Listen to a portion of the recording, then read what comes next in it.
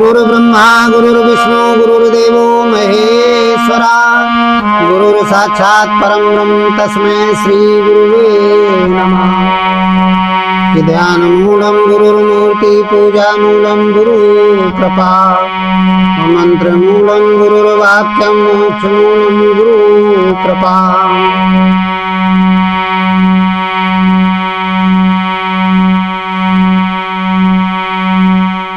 तो भवानी शंकरो वंदे श्रद्धा विश्वास रूपिणो अयाभ्याम विना न पश्यन्ति सिद्धा स्वान्ति स्थित ईश्वरम वंदे बोधमयं नित्यं गुरु शंकर रूपिणम् अयमाश्रितो हि वक्रोऽपि चंद्रा सर्वत्र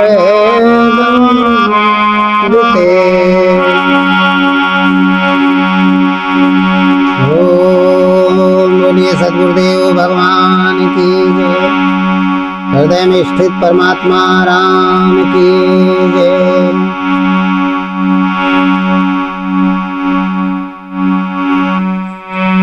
कि वसुदेव सुदं कंस चार चूर्णमर्दनम् देवकी परमानंदम प्रसन्नं वंदे जगते गुरुम्। बोलिए सद्गुरुदेव भगवान की जय।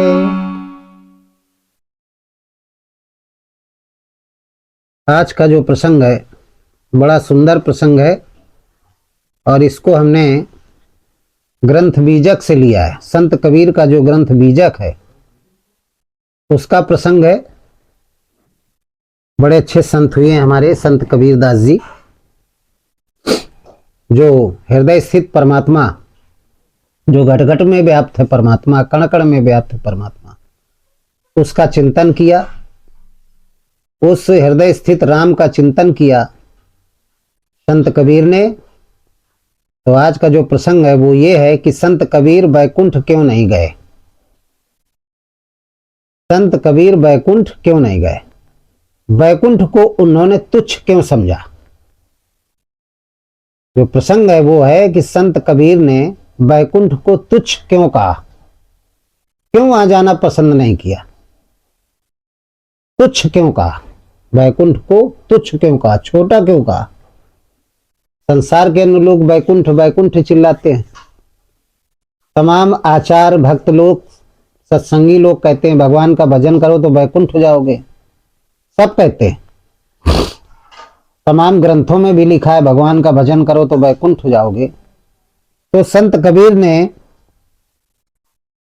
अपने भक्तों से कहा, जिस समय वो मर रहे थे, शरीर त्याग रहे थे, अपना छोड़ रहे थे, वृद्धावस्था का शरीर था, तो उन्होंने कहा बैकुंठ नहीं जाएंगे, हम बैकुंठ जाने की हमारी कोई इच्छा नहीं, बैकुंठ हमारे लिए तुच्छ है। संत कबीर ने कहा, उसी के बारे में बताने जा रहे हैं कि संत कबीर ने बैकुंठ को तुच्छ क्यों कहा, छोटा क्यों कहा और सत्संगत को बड़ा कहा। यानी कहने का तात्पर्य है कि संत कबीर बैकुंठ क्यों नहीं गए, जिसको सतलोक कहते हैं, बैकुंठ कहते हैं, वहां जाने की इच्छा क्यों नहीं दर्शा रहे। ये चर्चा आज हम करेंगे, आप लोग बड़े अच्छे से सुनिएगा।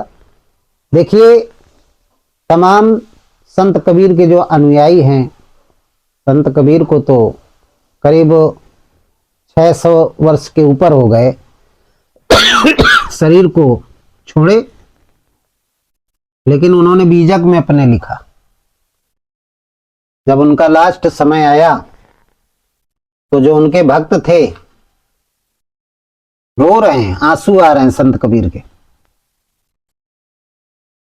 तो सबसे पहले हम समझेंगे कि संत कबीर हैं क्या, इसके बाद इनकी हम कथा सुनाते हैं। देखिए, संत कबीर एक संत थे, मानव शरीर में थे, ऐसे ही पैदा हुए थे जैसे हम आप सब लोग पैदा होते हैं। और जो इनका जीवन परिचय है उसके अनुसार सबने पढ़ा, हमने भी पढ़ा, आगे भी लोग पढ़ेंगे। इनके जो रियल माता पिता थे वो स्पष्ट रूप से उनके बारे में नहीं बताया गया। कहते हैं विधवा ब्राह्मणी के गर्भ से पैदा हुए, इसके बाद इनका लालन पालन मुसलमान यानी इस्लाम धर्म के नीरू और नीमा नाम के जो दो दंपत्ति थे उन्होंने इनको प्राप्त किया और उन्होंने पालन पोषण किया। ये अनाथ बच्चे थे। इनकी जो माँ थी वो स्पष्ट नहीं आई समाज के सामने। जन्म हुआ होगा, लोक लज्जा के कारण इनका त्याग कर दिया। आज भी तमाम महिलाएं करती, पहले भी किया। तो नीरू और नीमा नाम के दाम्पत्य थे, सौदागर थे इस्लाम धर्म में, इनको हम मुसलमान कहते हैं। वो निकले जा रहे थे, बड़े धार्मिक थे।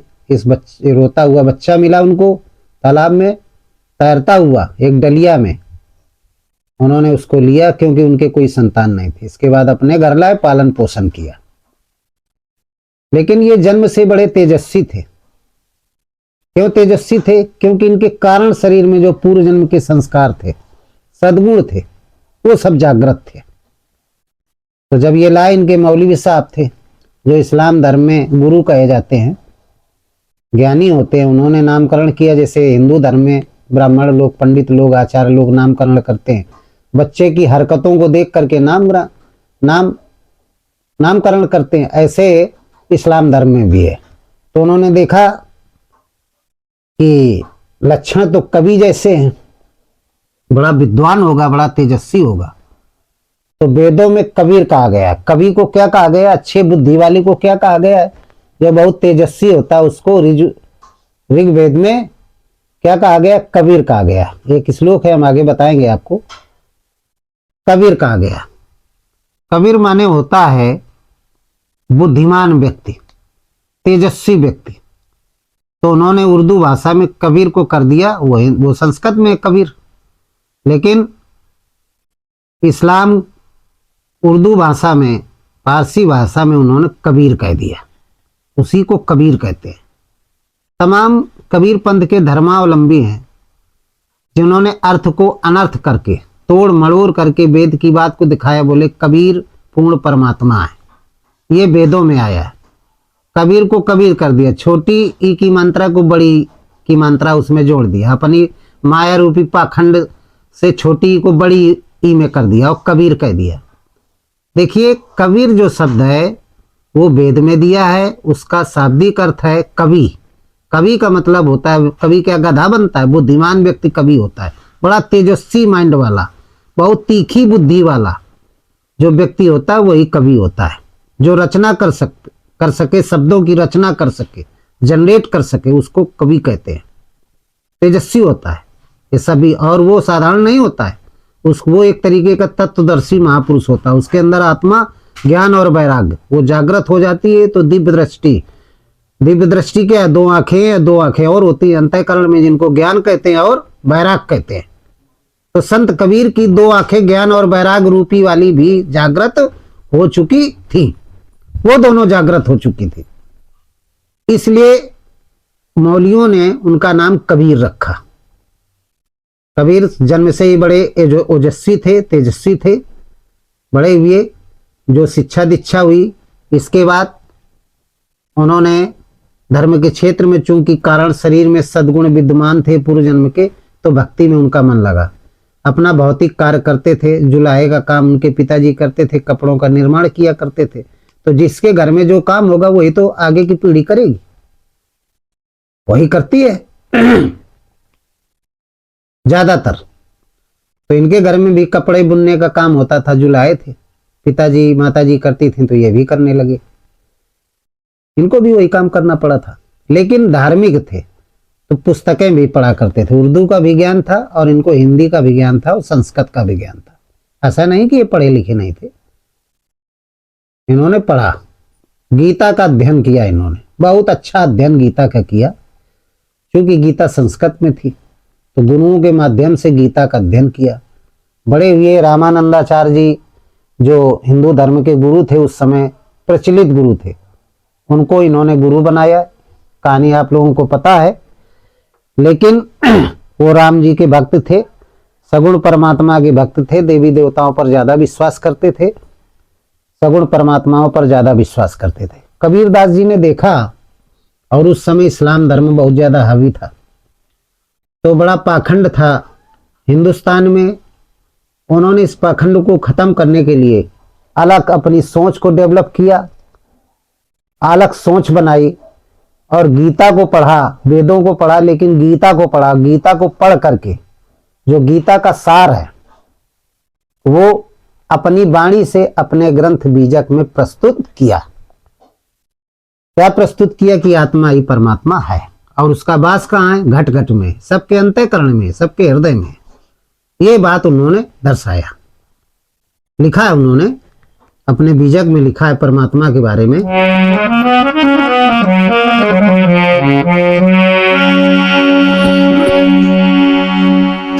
क्योंकि उस समय तमाम मूर्तियां, मंदिर लोग भटक रहे थे, आज भी भटक रहे हैं लोग, परमात्मा कहाँ है कहाँ नहीं। तो उन्होंने दर्शाया, जो गीता में लिखा है वही उन्होंने बीजक में लिखा। और गीता के बड़े भक्त थे, भगवान कृष्ण को गुरु माना था उन्होंने, मानसिक गुरु। वैसे तो रामानंदाचार्य जी थे, लेकिन भगवान कृष्ण को उन्होंने गुरु माना। और आप लोगों ने देखा होगा कि संत कबीर जो अपनी पगड़ी बांधते थे उसमें मोर पंख लगाते थे, आज भी देखिए चित्रों में है। तो देखिएगा जरा वेशभूषा उनकी कैसी थी, सफेद कपड़ा पहनते थे। क्यों सफेद कपड़ा पहनते थे, क्यों मोर पंख लगाते थे? इसलिए कि गीता के उपासक थे।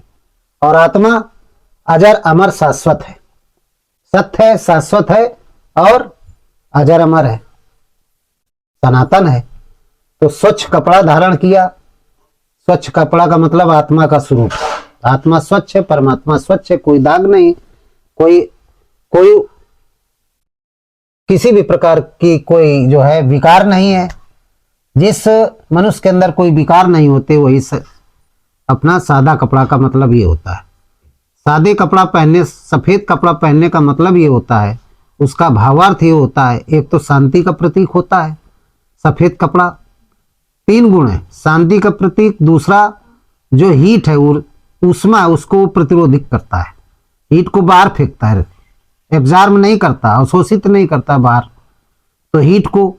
दूसरी चीज सफेद कपड़े का मतलब होता है कि सत्य और सत्य का पालन करने वाला, बेदाग व्यक्ति। तो सफेद कपड़ा धारण किया, मोर पंख पगड़ी में लगाया। और परमात्मा के बारे में क्या लिखा, जो भगवान कृष्ण ने लिखा है गीता में, ईश्वरा सर्वभूतानां हृदय देशे अर्जुन तिष्ठति अभ्राम्यानि सर्वे भूतानि यन्त्रारूढानि माया। तुमेव शरणं गच्छ और सर्वे भावेन भारत तत्पदां परम शांति स्थानं प्राप्स्यसि शाश्वतं तत्पदं शांति स्थानं प्राप्स्यसि शाश्वतं। ये बात गीता में लिखा। और संत कबीर ने क्या लिखा, भगवान कृष्ण का हृदय, परमात्मा हृदय में निवास करता है। अर्जुन, हे अर्जुन तू उसी की शरण में जा। संत कबीर ने क्या लिखा उस आत्मा परमात्मा के बारे में, कि सब घट मेरो साइया असुनी से जन कोय, कि सब घट मेरो साइया सुनी से जन कोय, बलिहारी वह सेज की जा घट प्रगटत हो, बलिहारी वह सेज की जा घट प्रगटत हो। ये संत कबीर ने लिखा। ये संत कबीर ने कहा, सब घट मेरो साइया सुनी सेज न कोई, बलिहारी वो सेज की जा घट प्रगटत हो। वो सेज, वो नर शरीरधारी, वो मनुष्य धन्य है, वो बलिहारी है, विशेष है। बलिहारी माने विशेष, अन्य मनुष्यों से वो विशेष है, जिसके हृदय में वो परमात्मा प्रकट होता है, वो राम प्रकट होता है, वो आत्म राम प्रकट होता है। आत्मा राम प्रकट होता है, वो बलिहारी है, विशेष है। तो इस तरीके से उन्होंने चित्रण किया। गुरु के बारे में भी उन्होंने लिखा कि गुरु गोविंद से बड़ा है, गुरु गोविंद दो खड़े काके लागू पाए, बलिहारी गुरु आपने गोविंद दियो बताए। गुरु को श्रेष्ठ बताए। गुरु कौन है? जो साकार परमात्मा है, नर रूप में हरि है। बंदो गुरुपद कंज कृपा सिंध नर रूप हरि, महामोह तम पुन जास वचन रवि कर निकल। ये संत गोस्वामी जी ने लिखा, ये भी आगे पीछे उसी काल में थे। तो संत कबीर ने गुरु को श्रेष्ठ माना, क्योंकि बिना गुरु के हम गोविंद को नहीं जान सकते हैं। तो गीता का ही उन्होंने अनुवाद किया अपनी सदुखड़ी भाषा में। सदुखड़ी भाषा थी, है बीजक में, जो हर व्यक्ति नहीं समझ पाता है। सभी प्रकार की भाषाएं उसमें शामिल हैं। तो बड़ा अच्छा लिखा है। लेकिन कुछ कबीर पंथी, उनको जो गुरु थे, एक तेजस्वी गुरु थे, कवि थे, उनको पूर्ण परमात्मा घोषित कर दिया और उन्हीं का नाम जपने के लिए कह दिया कि कबीर कबीर कहो। कबीर परमेश्वर, कबीर पूर्ण परमात्मा है। जबकि संत कबीर ने ऐसा नहीं कहा। उन्होंने कहा राम का स्मरण करिए, राम नाम लीजिए। क्योंकि संत कबीर का जो चिंतन था, नाम जप का जो चिंतन था, चिंतन का मतलब जो साधक जिस नाम को, परमात्मा के जिस नाम का स्मरण करता है, जपता है, उसको चिंतन कहते हैं। कोई शिव शिव जपता है, कोई राम राम जपता है, कोई कृष्ण कृष्ण जपता है। तो कबीर का जो चिंतन था नाम जप का, वो राम था। और उन्होंने कहा राम का ही जप करिए। लेकिन लोग राम का जप नहीं करते, कबीर कबीर करने लगे। श्री कृष्ण ने यही कहा ओम का जप करिए, वो परमात्मा का नाम ओम भी है। लेकिन लोग नहीं करते हैं, बोले राम का करिए, ओम का करिए, नहीं करते, कृष्ण कृष्ण जपते। तो गुरु तो अपनी बात कह के चला गया। अब कौन गुरु की बात को मानता है, कौन नहीं मानता, ये अलग का विषय है। सब प्रकार के लोग हैं इस संसार में। तो इस तरीके से संत कबीर ने ये बात बताई और बहुत सारी चीजें लिखा है उन्होंने अपने बीजक में। संसार को अंधकार से प्रकाशित किया है, पाखंड से रहित अपनी वाणी को प्रस्तुत किया है बीजक में। बहुत सारी चीजें लिखा है कि जो आदमी भ्रमित है वो भ्रम से दूर हो, भ्रम रूपी यंत्र में बैठ करके जो परमात्मा की खोज में घूम रहा है उससे हट जाए। बड़ी अच्छी अच्छी साखियां लिखी, पच्छा पच्छी के कारण सब जग रहा भुलान, निरपक्ष होके जो भजे वो ही संत सुजान। ये संत कबीर ने लिखा कि जो पच्छा पच्छी के कारण में पड़ा है, इसको भजें कि उसको भजें, वो बड़ा ये छोटा, ये सारी चीजें दिमाग से निकाल करके आत्मा राम का भजन करो। हृदय स्थित उस राम का भजन करो जो कण कण में व्याप्त है, उसका भजन करो, उसका नाम लो। और भी उन्होंने कहा कस्तूरी कुंडल बसय मृग ढूंढे बनमाई, ऐसे घट घट राम है दुनिया जाने नाई। ये भी उन्होंने कहा इस तरीके से कस्तूरी नाम प्रजाति वाला जो मृग होता है, जिसमें कस्तूरी पाई जाती है उसकी नाभ में, सब मृगों में नहीं पाई जाती है। कुछ मृग होते हैं ऐसी प्रजाति के जिनकी नाभि में कस्तूरी नाम का सुगंधित पदार्थ पाया जाता है, जो उसकी श्वास के माध्यम से नाभि से, भाई श्वास जब लेते हैं तो नाभि तक जाती है, फिर वापस नाभि से मुख में आती है, और नाभि में वो कस्तूरी रखा हुआ है सुगंधित पदार्थ। तो बड़ा अच्छी सुगंध होती है कस्तूरी की। उस सुगंध बार बार उसकी नाक में जब हिरण के आती है तो उस सुगंध को पाने के लिए भागता रहता है, ये कहाँ से आ रही। अब उसको ये ज्ञान नहीं कि ये तो हमारे शरीर के अंदर ही है, लेकिन वो भटकता रहता, दौड़ता रहता, दौड़ते दौड़ते मर जाता, जीवन उसका समाप्त हो जाता है। तो जो भूत प्राणी हैं संसार में, जितने भी मनुष्य हैं, सबको उन्होंने मृग की तुलना की, सबकी तुलना मृग से किया है। कौन से मृग से? जो अंधकार में पड़े हुए हैं, जिनको आत्मज्ञान नहीं है, आत्मबोध नहीं है, भगवान को पहचान नहीं पाए। वो मृग की तरीके भगवान की तलाश में ये मंदिर वो मस्जिद ढूंढ रहे हैं, और लेकिन वो तो परमात्मा सबके अंतःकरण में निवास करता है, इस बात को नहीं जानते हैं। उसी को संत कबीर ने कहा कस्तूरी कुंडल बसय मृग ढूंढे बनमाए, ऐसे घट घट राम है दुनिया जाने नाई। दुनिया नहीं जानती है, वो तो सबके घट में है, सबके हृदय में निवास करता है। ऐसी ऐसी चीजें, ऐसे ऐसे साखियां परमात्मा के बारे में बीजक में लिखा है। बड़े अच्छे भक्त थे, बहुत अच्छी अच्छी चीजें लिखी, संसार को सुधारने का काम किया, गीता का अनुवाद किया, परम भक्त थे और संत थे। उन्होंने जन्म लिया, इसके बाद उनकी भी मृत्यु हुई, शरीर उनका छूटा जैसे हमारा आपका। लेकिन लोगों ने चमत्कार कर दिया, कुछ कबीर पंथियों ने चमत्कार लिख दिया। वो पूर्ण परमात्मा थे, वो सदे गए। अरे भाई आप ये बताइए, ये मृत्यु लोक है। भगवान राम, भगवान कृष्ण, जितने भी महापुरुष 24 अवतार, बुद्ध भगवान, संत रविदास, संत तुलसीदास, संत सूरदास, नाभादास, रहीम, जितने भी संत हुए, जितने भी 24 अवतार हुए, सब ने शरीर छोड़ा। भगवान श्री राम जी, कृष्ण जी, सब ने शरीर छोड़ा। देखो सबकी मृत्यु हुई है कि नहीं हुई है? सभी की मृत्यु हुई है। तो जो इस संसार में आया, जो पंचभूतों से शरीर बना है, क्षिति जल पावक गगन समीर, 5 तत्वों से बना है, ये शरीर नाशवान है, वो मरता है। लेकिन इसके अंदर जो आत्मा है वो कभी नहीं मरती, अजर अमर है। तो संत कबीर की जो आत्मा थी जागृत हो चुकी थी, पूर्ण परमात्मा का दर्शन हो गया था, उनकी आत्मा जागृत हो गई थी। वो अनंता रूप में भगवान उनके हृदय में वास करता था। उन्होंने संसार को प्रकाशित किया अपने ज्ञान से, अंधकार को मिटाने का प्रयास किया। लेकिन जो उनके अनुयायी हैं, तो बीजक ठीक है, संत कबीर ठीक थे, लेकिन कुछ अनुयायी, उनके अंदर पाखंड भर गया। अपने निजी स्वार्थ के कारण कबीर को परमेश्वर बता दिया। सबकी पूजा पाठ करने से सबकी पूजा पाठ बंद करवा दिया। ठीक है, एक परमात्मा का भजन न करके कबीर को ही वेदों तक में दिखा दिया।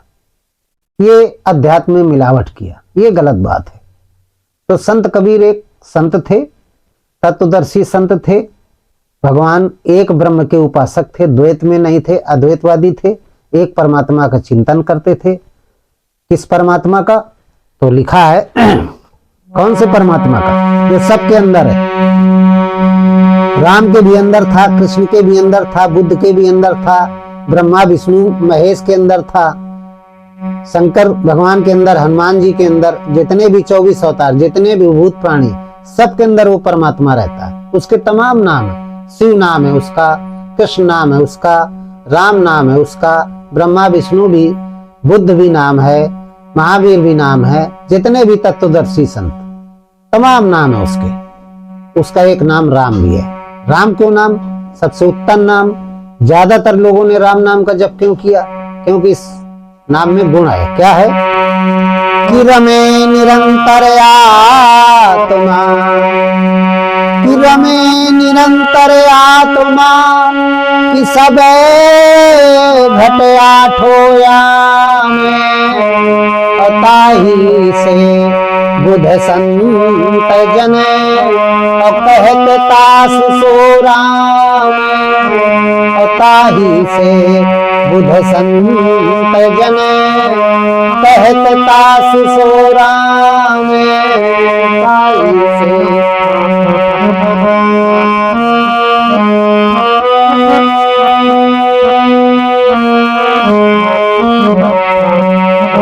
बुध संत जने, कहत तास सो राम। इसलिए संत कबीर ने राम का, रमे निरंतर आत्मा सब घटा ठोयाम, ताई से बुद्ध संत जन कहत तास सो राम। एक तो राम नाम, उस परमात्मा का नाम राम संत कबीर ने इसलिए रखा, और दूसरा क्या था? श्वासा सुमिरै घड़ी विचारे, लगन शब्द में रांचे। संत कबीर की साखी है। श्वास प्रश्वास का जब हम चिंतन करते हैं, आत्म ज्ञान बिना नर भटके, कोई मथुरा कोई काशी रे, पानी में मीन पियासी रे, मोई सुन सुनी आवे हासी रे, जैसे मृगा नाभ कस्तूरी, बन बन फिरत उदासी रे, जाको ध्यान धरे विधि हरिहर, ब्रह्मा विष्णु महेश, जाको ध्यान धरे विधि हरिहर, मुनिजन सहेस 88 रे, सो तेरे घटमाई विराजे परम पुरुष अविनाशी रे। ये संत कबीर ने कहा। और क्या कहा उन्होंने? कि कबीरा मन निर्मल भया जैसे गंगा नीर, पीछे पीछे हरि फिरे कहत कबीर कबीर। अपने मन को निर्मल कर लीजिए। वो परमात्मा जिसका ब्रह्मा विष्णु महेश सारे जड़ चेतन भजन करते हैं, सबके अंदर रमण करता है, उसी का भजन कृष्ण ने किया, उसी का भजन श्री राम जी ने किया, उसी का भजन हनुमान जी ने किया, उसी का भजन भगवान शंकर, ब्रह्मा, विष्णु, जितने भी 24 अवतार, बुद्ध, रविदास, महावीर स्वामी, संत कबीर, तुलसी, सूरदास, नाभादास, रहीम दास, मोहम्मद साहब, ईसा मसीह, जितने भी गुरु ग्रंथ साहब, गुरु नानक जी, सब ने उसी परमात्मा का भजन किया, उसी राम का भजन किया। मैं उस राम की चर्चा करता हूं, इसको आप अन्यथा न लें। आप लोग राम से घृणा न करें, ये राम आपके अंदर भी है, जिसकी बदौलत आप जागते, सोते, खाते, पीते, उठते, बैठते हैं। उस ब्रह्म का चिंतन कबीर करते थे, जिसका नाम है राम, गुणों के अनुसार। तो राम का चिंतन ये करते थे, राम नाम लेते थे, ऐसे संत कबीर थे। तो जीवन भर उन्होंने उस ब्रह्म के बारे में बताया अपने बीजक के माध्यम से। साखी शबद रामायणी 3 भाग हैं बीजक में, उसमें लिखा हुआ है, आप लोग पढ़ा करें। ये भी बहुत अच्छा गीता का ही अनुवाद है उसमें, और भगवान कृष्ण की वाणी उसमें भी है, जिसको कबीर ने सदुखड़ी भाषा में कबीर जी ने दर्शाया है। तो जब ये वृद्ध हो गए तो चूंकि इन्होंने हिंदुओं के पाखंड को भी दूर किया और मुसलमानों के भी पाखंडों को दूर किया। इस संसार में, जगत में जितने भी धर्म हैं, सबके पाखंडों का खंडन किया है। तो विशेष करके हिंदू, भारत देश में हिंदू और इस्लाम धर्म के लोग 2 जातियां, 2 धर्म, ज्यादा ईसाई भी हैं लेकिन कम है। तो जब ये वृद्ध हो गए और अंतिम समय था इनका, तो इनके जो तमाम शिष्य थे, तो उन्होंने पूछा संत कबीर से, आंखें इनकी रुंध रही थी, आंखों में आंसू आ गए। उन्होंने पूछा कि प्रभु, गुरुजी, गुरुवर, आप क्यों रो रहे हैं? अरे आपको तो खुश होना चाहिए, जीवन भर आपने उपदेश दिया, आप तत्वदर्शी हैं, आपकी आत्मा जागृत हो चुकी थी, आप रो क्यों रहे? प्रसन्न होना चाहिए, आप हम लोगों को कहते थे, आप तो बैकुंठ जा रहे हैं। उन्होंने कहा नहीं। संत कबीर ने क्या कहा? नहीं। बोले हमें बैकुंठ नहीं चाहिए। तो बोले फिर? संत कबीर ने कहा,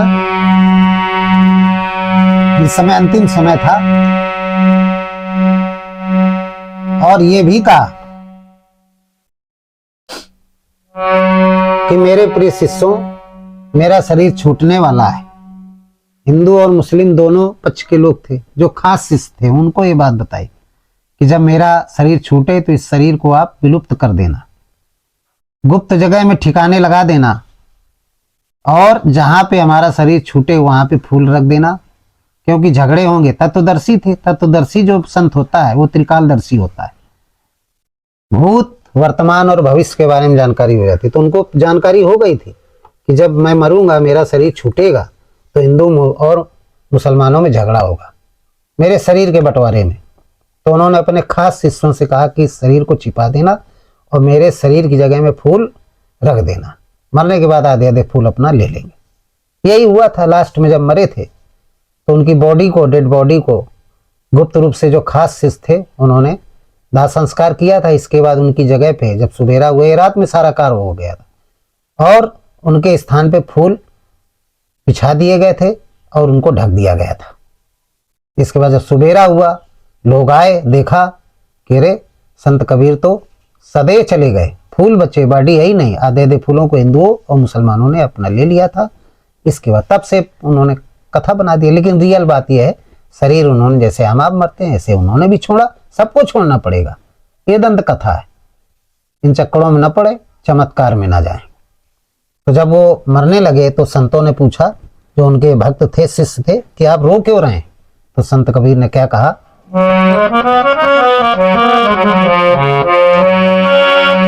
कि राम बुलावा भेजिया और दिया कबीरा रोए, और जो सुख साधु संत में सो बैकुंठ न होए, और जो सुख साधु संग में सो बैकुंठ न होए, राम बुलावा भेजिया कि दिया कबीरा रोए। कि राम बुलावा भेजिया और दिया कबीरा रोए। और जो सुख साधु संग में किसो वैकुंठ न होए। इसलिए हम वैकुंठ नहीं जाना चाहते। असो सुख साधु संग में किसो वैकुंठ न होए। जो सुख साधु संग में सो वैकुंठ न होए। राम बुलावा भेजिया दिया कबीरा रोए। जब राम जी का बुलावा आया यानी मृत्यु का समय आ गया तो कबीरदास जी रो रहे हैं। शिष्यों ने पूछा क्यों रो रहे हो? उन्होंने कहा हम वैकुंठ नहीं जाना चाहते। वैकुंठ में वो सुख नहीं है जितना सुख इस मनुष्य शरीर में साधु संगों के बीच में सत्संग सुनने में। जीवन भर हमने सत्संग किया और सत्संग सुनाया। तो मेरे प्रिय श्रोता बंधुओं, सबसे बड़ा सुख क्या है? सत्संग। हम आप लोगों को सुना रहे हैं, आप लोग हमारा सत्संग सुन रहे हैं, श्रवण कर रहे हैं। जितनी देर आप सत्संग हमारा सुनते हैं, काम क्रोध मद लोभ ईर्षा द्वेष जो आपकी इंद्रियां बहिर्मुखी थी, संसार में लिप्त थी, वो अंतर्मुखी हो गई। सारी चिंताओं से आप रहित हो गए। इसको परम सुख कहते हैं। यही शाश्वत सुख है, क्योंकि हमारी आप सबकी आत्मा सत्य है, सनातन है और शाश्वत है। संत कबीर इसीलिए रो रहे थे। उन्होंने कहा मनुष्य शरीर पा करके साधु संगों का जो संग है, सत्संग का जो संग है, इसके मुकाबले तीनों लोकों में कोई सुख नहीं है। इतना बड़ा आनंद कहीं नहीं, वैकुंठ भी नहीं है, सतलोक में कहीं नहीं है। ये उन्होंने जवाब दिया अपने शिष्यों को। इसलिए मेरे प्रिय भक्तों, सत्संग के मुकाबले कोई सुख नहीं है, इससे बढ़कर के कोई महिमा नहीं है। सबसे बड़ा आनंद है सत्संग में, उस परमात्मा के सत्संग करने में। आप लोग भी करें, श्रवण करें, अपने जीवन को धन्य करें। और इस तरीके से संत कबीर ने शरीर को छोड़ दिया था। और इन्हीं शब्दों के साथ हम आज का प्रसंग समाप्त करते हैं। बोलिए सच्चिदानंद भगवान की जय, संत कबीर की जय, सद्गुरुदेव भगवान की जय, संत समाज की जय, भक्त समाज की जय। कि सर्वे भवन्ति सुखना, सर्वे सन्तु निरामया, सर्वे भद्राणि पश्यन्ति मा कश्चित् दुःखभाग्